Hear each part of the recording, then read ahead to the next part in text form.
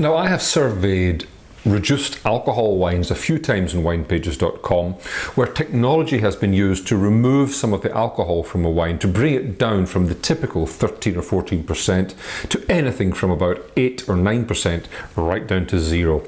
I have to say the results for me have not been very good. I've rarely found one of those wines that I could really recommend, but I have something this week that is a little bit different. This is the Doctors Sauvignon Blanc 2015. It comes from Forrest wines in New Zealand in the Marlborough region, and it sells for £8.99 from Waitrose and Ocado, and it's in a number of independent retailers too.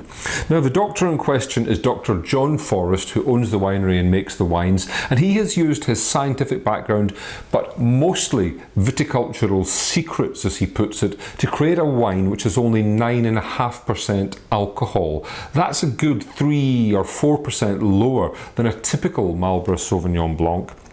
I guess he does this by picking the grapes a little earlier, so that the sugar hasn't accumulated so much, and maybe some clever management of the canopy of leaves to shade the vines at certain times. Those are my guesses.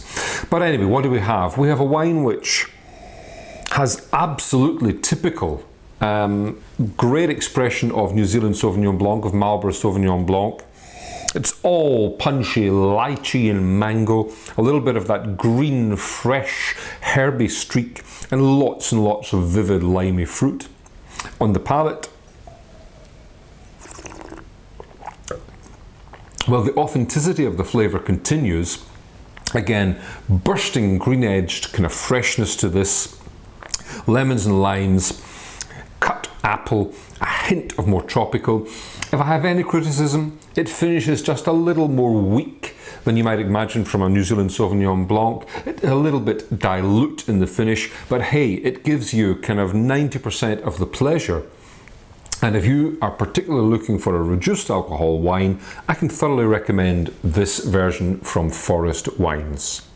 My wine of the week is the Forrest Wines Doctors Sauvignon Blanc 2015.